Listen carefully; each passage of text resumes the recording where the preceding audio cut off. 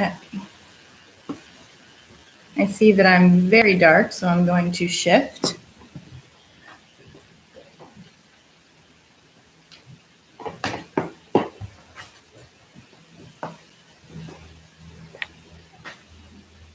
Good afternoon, everyone.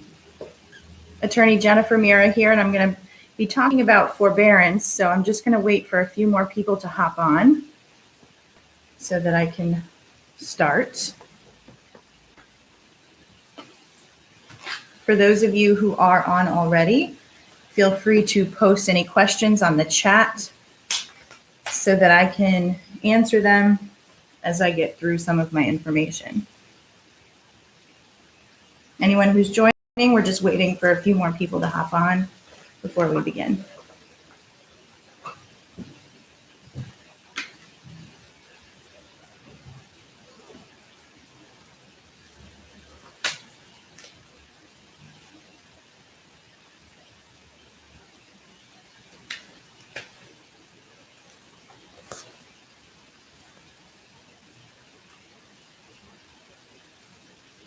Feel free to share the link, share the chat on any of the social media platforms.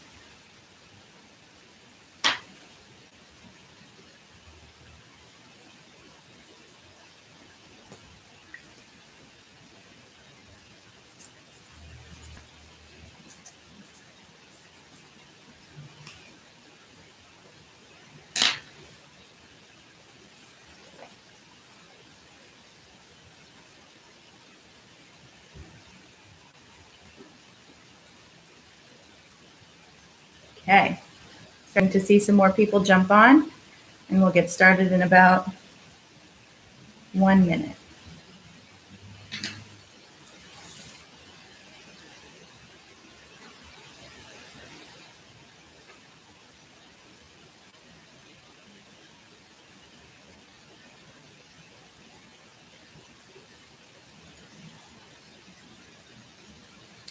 Can you guys let me know if you can hear me?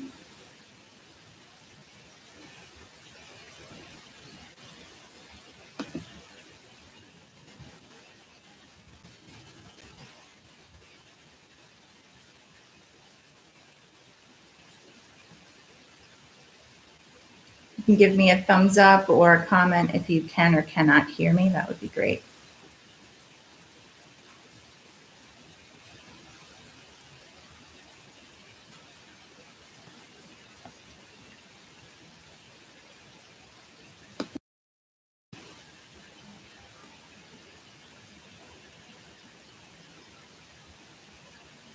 Okay, I'm not hearing from anyone, so I'm going to assume you guys can hear me. All right, so there's been a lot of information circulating recently about forbearances, whether forbearing your mortgage payment is a good option, a bad option, an option available to you. So forbearances have always been available to eligible borrowers on any mortgage payment up until now. The CARES Act expanded on that a little bit and made certain obligations with those loans that are federally backed by Freddie Mac and Fannie Mae to offer even more enhanced programs for forbearances to those that have been affected by the coronavirus. So I'm going to go over what a forbearance looks like, what it means, and then talk about some issues that have been circulating of late in the news, and just to help make the decision or determination for you as to whether or not that's a good option, whether forbearing is the right thing to do. So as I said, the CARES Act expands traditional forbearances. What it does is it says that any loan that is owned by Fannie Mae or Freddie Mac has to offer their borrowers certain extended deferments for paying. What that means is, in the event of your impact by COVID-19, which everybody is, that you should have 6 months to repay, initially 6 months to repay a forbearance. And a lot of these lenders, what these servicers are doing, are offering immediately 3 months of forbearance. Now, the thing to note here is who owns your loan versus who services your loan. So your loan could be owned by Fannie Mae or Freddie Mac or not. They do own the majority of loans on the market, but they could not be the actual investor on your loan. Who you pay every month is called your servicer. And when you request a forbearance, you have to contact your servicer to discuss that forbearance option. The servicers, what we've been hearing in the news lately, the servicers have not been offering consistent forbearance options with what we're hearing about as part of the CARES plan. So a lot of these servicers out there who are being contacted by borrowers and saying, hey, we hear that we can forbear our mortgage payments for a certain period of time, they're saying, sure, we can offer you a 90-day forbearance.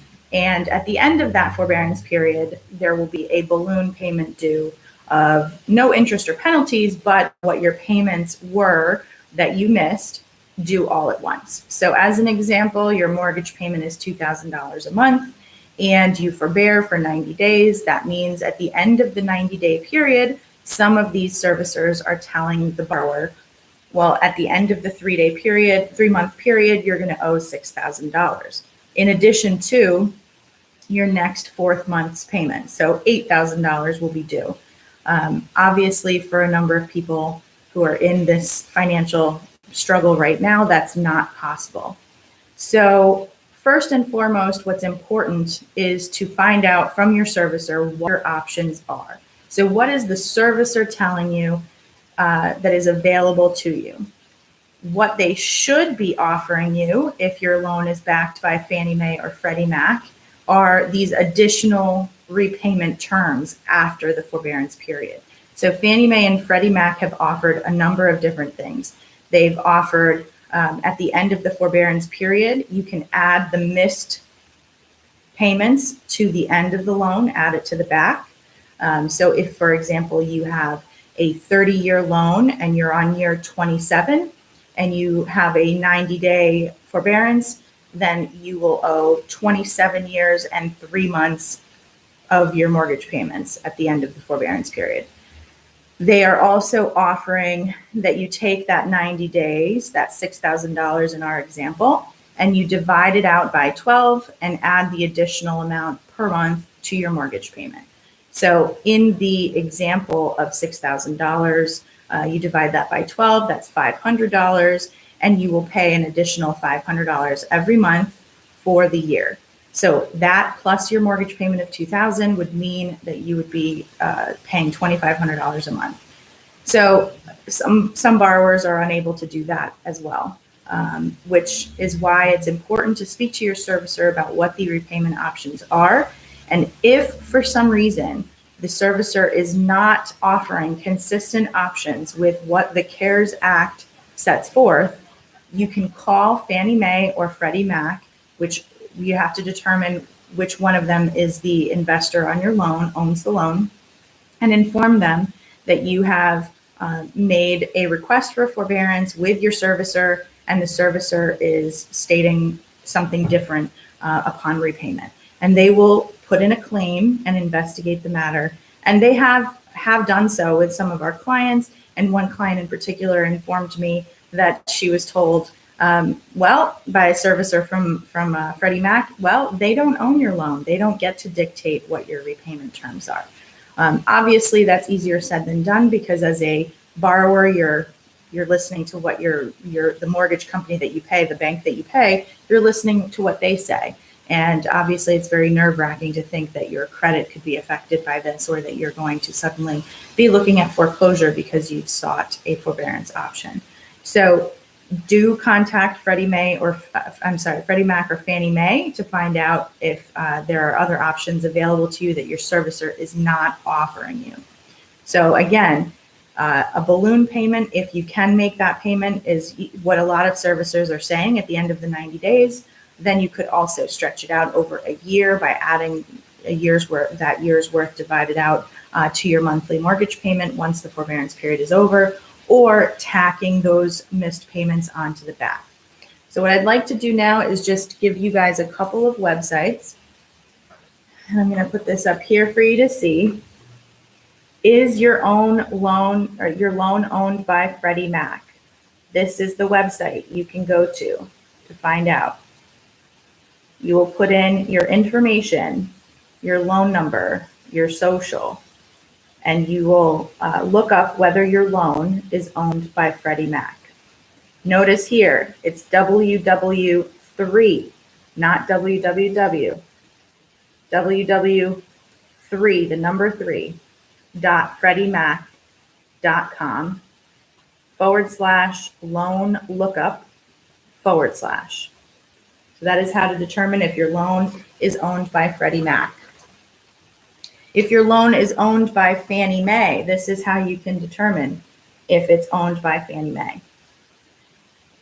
Go to Know Your Options, KNOW, knowyouroptions.com/loan lookup to find out if your loan is owned by Fannie Mae. Again, you will put in your personal information, your address, your social, your loan number, and it will give you whether or not your loan is owned by Fannie Mae. So these are your two resources for being able to determine if you're one of those federally backed loans that can seek additional assistance. A really important part of the CARES Act has actually been implemented by HUD, the Housing and Urban Development, Department of Housing and Urban Development, with respect to FHA loans. So this is only with respect to FHA loans. What they are doing is the servicers are immediately must provide a forbearance of 6 months, 180 days, and extend that for an additional 180 days if the borrower requests it. And that forbearance repayment period, when the forbearance period is over, whether it's 6 months or 12 months, that second, it becomes a second loan, those missed payments, a second subordinate loan that collects 0% interest and no penalties, and it becomes repayable after the initial regular loan is repaid. So if you miss a year's worth of payments at $2,000 a month, that's $24,000. So you will have a second loan for $24,000. It becomes subordinate to the main mortgage, the remaining balance of the main mortgage, and that $24,000 will be repaid after the initial total mortgage is repaid. So that's crucial for FHA borrowers who are in need of financial assistance or forbearance on their mortgage payments. The key to this, to FHA loans, it has to be a single family property. It cannot be a multifamily property.